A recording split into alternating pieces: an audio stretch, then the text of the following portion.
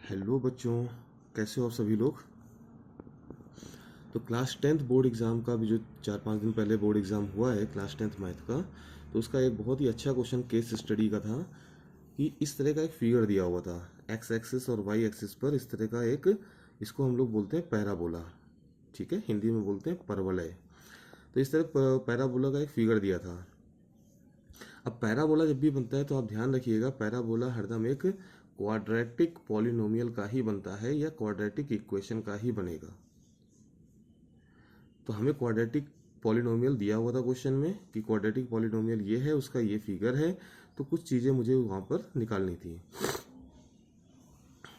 तो मुझे quadratic polynomial दिया हुआ था P x equals to minus x square plus 2x plus 8।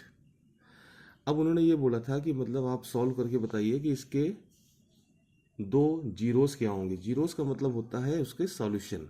मतलब अगर पॉलिनोमियल आपका x वेरिएबल के साथ में है तो x की पावर 2 का मतलब हुआ कि अगर मैं इस पॉलिनोमियल को सॉल्व करूंगा, इस क्वाड्रेटिक पॉलिनोमियल को सॉल्व करूंगा, तो कितने जीरो जाएंगे हमारे, 2 जीरो जाएंगे।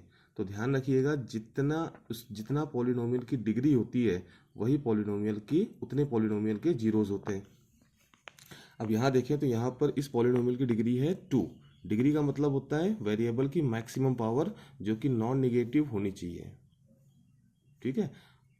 आपकी नॉन निगेटिव होनी चाहिए, मतलब आप बोल सकते हो जो पावर हो या वो कोई एक होल नंबर होना चाहिए, ठीक है। ऐसा नहीं कोई निगेटिव नंबर है या कोई रैशनल नंबर है या कोई फ्रैक्शन है तो वो आपका पॉलिनोमियल होगा ही नहीं। तो ये हमारा एक क्वाड्रेटिक पॉलिनोमियल है जिसकी डिग्री 2 है। तो मतलब इसको अगर मैं सॉल्व करूंगा, इससे अगर x की वैल्यू निकालूंगा तो मुझे x की 2 वैल्यूज मिलेंगी। अगर 2 वैल्यूज मिलेंगी इसका मतलब होगा इसके 2 जीरोज होंगे। अब जीरोज बोले रूट्स बोले सबका मतलब एक ही होता है। तो इसको मैंने सॉल्व करने की कोशिश करी है। तो हमने सबसे पहले क्या किया है, सबसे माइनस आप कॉमन कर लो, क्योंकि जब आप क्वाड्रेटिक पॉलिनोमियल के फैक्टर करते हैं तो आप देखते हैं जो एक्स स्क्वायर का कॉफिशिएंट होता है, एक्स स्क्वायर का कॉफिशिएंट वो आपका पॉजिटिव नंबर होना चाहिए। तो अब यहाँ पे एक्स स्क्वायर का चूंकि कॉफिशिएंट नेगेटिव है, कॉफिशिएंट का मतलब होता है एक्स स्क्वायर के मल्टीप्लाई में क्या लिखा हुआ है। तो एक्स स्क्वायर के मल्टीप्लाई में लिखा हुआ है -1, ठीक है। तो अगर इस माइनस को गैप करना है, मतलब माइनस को प्लस करना है, तो हमें सबसे जो है क्या करना पड़ेगा, माइनस कॉमन लेना पड़ेगा। कॉमन का मतलब होता है उस नंबर से डिवाइड करना। तो मैंने माइनस कॉमन कर लिया। माइनस कॉमन करने का मतलब -1 कॉमन किया है। तो इससे बचेगा केवल प्लस का एक्स स्क्वायर। ये प्लस का है तो ये माइनस का हो जाएगा, ये प्लस का है ये भी माइनस का हो जाएगा।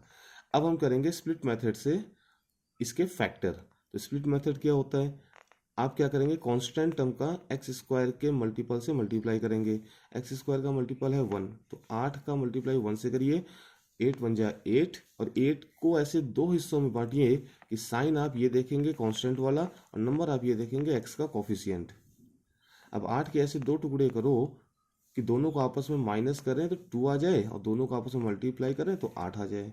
तो 4 2 जा 8, 4 में 2 माइनस करोगे तो 2 आएगा, 4 को 2 से मल्टीप्लाई करोगे तो 8 आएगा। तो मैंने लिखा एक्स स्क्वायर। अब 2 की जगह आप लिख सकते हो 4 - 2, तो मैंने सीधे लिखा, जब आप माइनस से ब्रैकेट खोलोगे तो आ जाएगा माइनस का 4x प्लस का 2x, आगे -8। तो यहाँ पे आपके पास 4 टर्म हो गए, 1 2 3 4। 4 टर्म्स में क्या करेंगे, दो दो टर्म में आप कॉमन करेंगे। तो इन दोनों में अगर कॉमन देखें तो केवल क्या है कॉमन, x कॉमन है, तो x कॉमन किया तो ब्रैकेट में आया x-4। इन दोनों में सॉरी 2 कॉमन करेंगे तो आएगा x-4।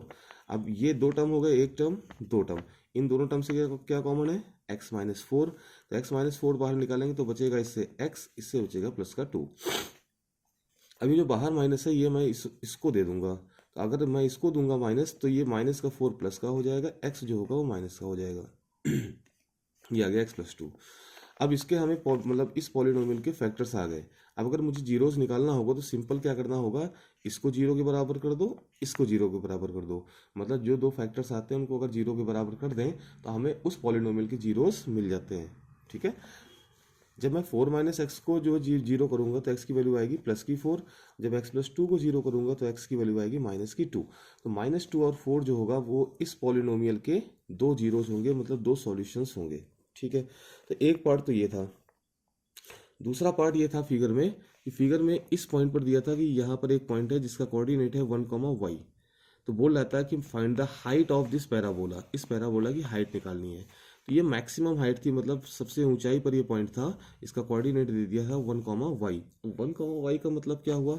1 का मतलब हुआ कि आप ओरिजिन से प्लस हिस्से पर 1 चलेंगे और उसके बाद ये आप चलेंगे y। तो अगर मुझे ये निकालना होगा, इसका मतलब y की वैल्यू निकालनी होगी। ठीक है, तो y की वैल्यू निकालने के लिए कुछ नहीं करना है। अब जो पॉलिनोमियल आपका होता है पी एक्स इक्वल टू दिया था -x² + 2x + 8, तो पॉलिनोमियल जो भी x के फॉर्म में अगर होगा तो वो दूसरे वेरिएबल मतलब y के इक्वल होगा। अगर y के फॉर्म में होगा तो वो x के इक्वल होगा, तभी उसके कोऑर्डिनेट्स हमारे जो है x और y एक्सिस पर बनते हैं। तो अगर पी एक्स इक्वल्स टू दिया हुआ है, इसका मतलब y इक्वल्स टू, मैं बोल सकता हूँ कि y equals to -x² + 2x + 8 है।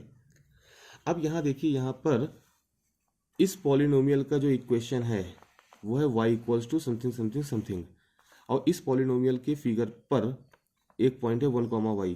अगर कोई भी पॉइंट किसी भी लाइन किसी भी चीज़ पर लाई करता है, उस पर होता है, तो वो पॉइंट उस पूरे इक्वेशन को सेटिस्फाई करता है। मतलब यहाँ पे अगर देखें तो कोऑर्डिनेट में पहला होता है आपका x की वैल्यू, दूसरा होता है y की वैल्यू।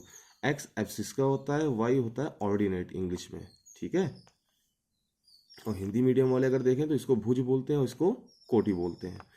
तो x की वैल्यू 1 है, तो मतलब आपको ये इक्वेशन यहाँ पे मिली हुई है y इक्वल टू इतना।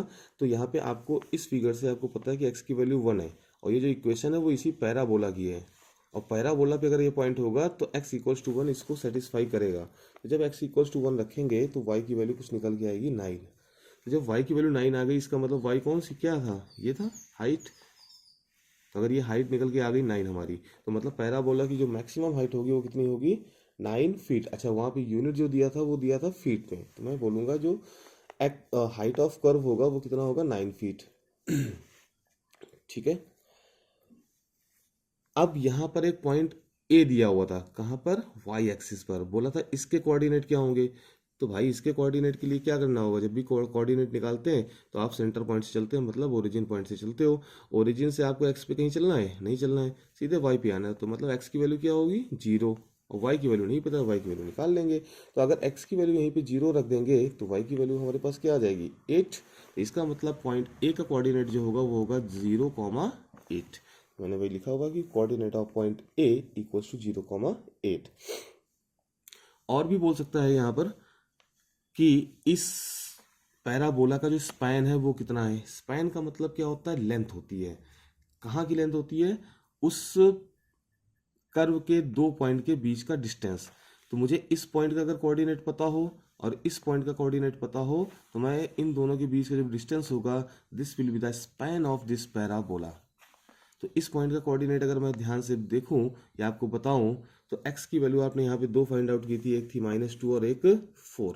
तो अगर x की वैल्यू -2 होगी, इसका मतलब -2 का मतलब x के नेगेटिव पे -2 चलोगे, और y पे क्या चलना होगा? कुछ नहीं, तब ये पॉइंट मिलेगा। तो इस पॉइंट का कोऑर्डिनेट हो जाएगा -2, 0, और इस पॉइंट का कोऑर्डिनेट क्या होगा? x की वैल्यू एक 4 भी मिली थी, तो इस पॉइंट का कोऑर्डिनेट क्या होगा? 1, 2, 3, 4, मतलब 4 चले और y पे कुछ नहीं चलेंगे, मतलब ये हो जाएगा 4,0। तो ये डिस्टेंस है आपकी 4, ये डिस्टेंस है आपकी 2।